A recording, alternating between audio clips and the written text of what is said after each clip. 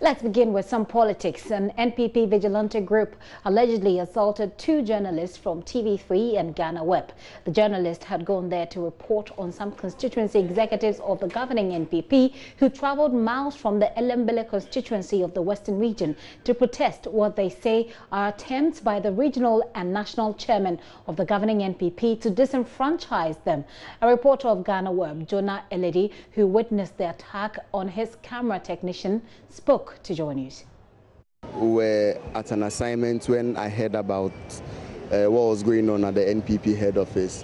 And so my cameraman and I rushed to the scene to see what was going on.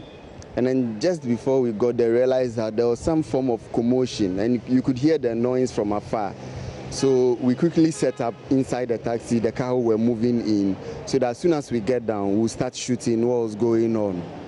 So we got down and then my cameraman began to shoot and then getting closer to the place. Then some three guys just approached him, and then before he realized, one guy had just hit him in the face, and then, you know, he fell down. They took the camera from him and were requesting to take my phones away because they suspected that I have probably taken some pictures or videos with my phone. Then they picked up my cameraman and requested, in fact, they insisted we deleted every visual on the camera.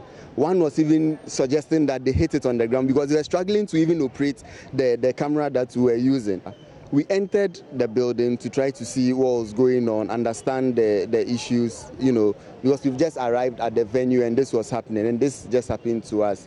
And then when I entered there, I saw the TV3 reporter also in a confrontation with them because apparently they had assaulted his cameraman too. And so yes, we went to meet them there. My cameraman is struggling.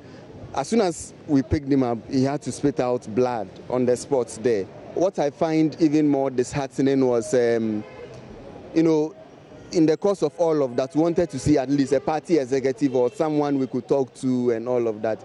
Then we noticed that there was Sampine around.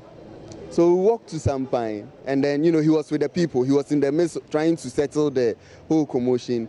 And then someone tells him that, well, there's a journalist, a cameraman from Ghanaweb who has been hit by one of the guys, allegedly, you know, belonging to their team there. And what he tells us was that no one asked him to come and shoot, and he walked away. That was it. He didn't even bother to look at who was there or what was happening to him, what was his state or anything.